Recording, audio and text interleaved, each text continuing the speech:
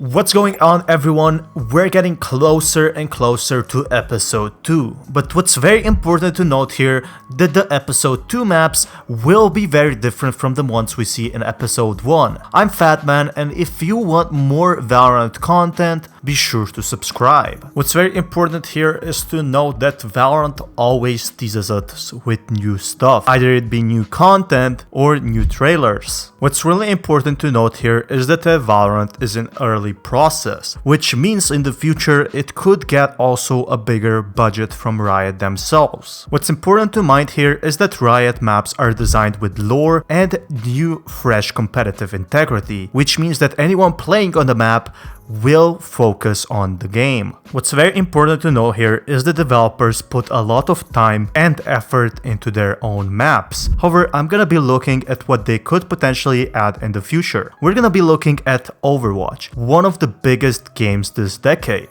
By seeing what Overwatch has and their beautiful maps, we can speculate at what Valorant maps could be looking like. Overwatch and Valorant are definitely pretty similar, with both having secret agents and abilities. I definitely think that the maps could take some inspiration. Let's take a look at Overwatch Paris. Paris is one of the closest things that could be happening in Valorant.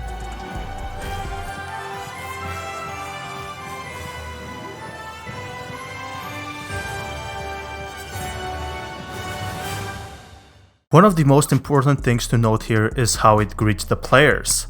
It has special effects and really makes you feel like you're in the game itself. Valorant, however, has a more basic approach to this. Just start a game and try to win. Now there's a big problem I noticed in Valorant that Overwatch has it fixed. I'll give you a basic idea.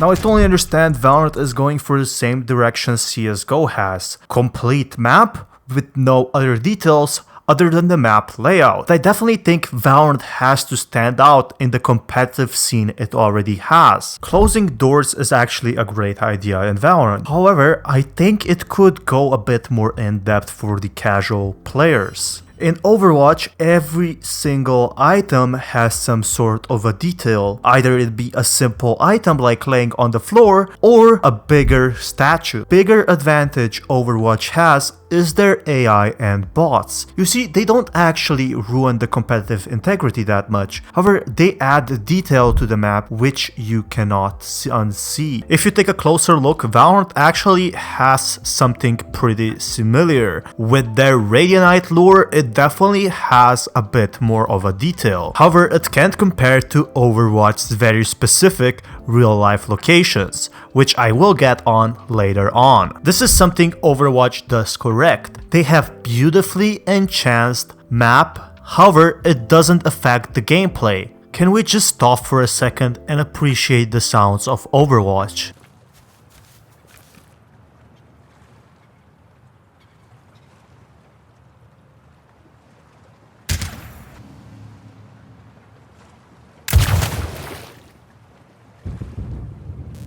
Looking at Valorant, it does include a lot of background detail. However, it doesn't include any interactable or live background Overwatch has. For that case, I have to give Overwatch an advantage here. They make sure they make their backgrounds really good, however making the map layout so it's balanced. Let's take a look through the Overwatch map, which could potentially be inspired by Valorant. You can see over here that this is a very enchanted city, so every single thing or object has sort of a detail. Now if you look over here, it is really detailed. So for example, everything is moving, this is a wanted list, and there it is. These are Overwatch agents or Overwatch champions, whatever you call them. They have lore in the map. And they don't have any teasers for the next episode in that matter. It's connected to what we can see. What I really miss in Valorant is the background story for the agents. We have a simple location from where they are from, what they're doing, and so on. However, we don't actually realize much more. Here, every single shop has something to show us. You can access them, you can look around, and you can see the details there are. In Valorant, it's more of a basic premise. It really doesn't tell us much other than there is a shop there. You can't hide in it, you can't enter it. You can just look at it while holding that corner. And this is what I don't like. Now, looking at the graffitis in Overwatch, they're simply detailed. To give you some backstory, there are robots or so-called omnics in Overwatch that actually want to rise up and get better rights. They're self-sufficient AI that knows how to act and perform. In Valorant, we have more specific Easter eggs that don't really have much meaning. They just provide the audience or the Valorant players with something fast to look at and then forget. It doesn't really prove any backstory on what's happening in Valorant. However, in Overwatch, it tells you that friends Omnics are really oppressed and they want to revolt. In Valorant, that's really important because, well, Valorant is made a lot on lore and backstory. But without the proper propaganda or lore in the graffitis and in the map, nothing can be made out of it. However, in episode 2, they did mention that they're gonna focus on the map lore more and the agent lore, which definitely keeps me hyped up that sometimes the maps will represent something like from Overwatch. A detailed map that really makes you feel like you're playing Valorant in real life. That doesn't mean I don't like Valorant maps, they're really good, especially where there's secret references of Gelato and other things, such as Dan the Penguin is my favorite. Comparing Valorant and Overwatch maps, you can definitely spot a big difference in the quality. Valorant is more made for casual players who have cheaper graphic cards to accommodate for better FPS. While it doesn't have the better graphics, Overwatch has more beautiful landscapes, also promote competitive integrity. With Overwatch maps, it feels like Valorant could put a lot more effort into ambience, details, and more. But don't worry, there is still a lot of time in episode 2. Valorant maps are really nicely designed on the competitive side and even detail side. With the new quality mode, they definitely showed how to make a good design for Christmas. However, I definitely have to appreciate this in Overwatch.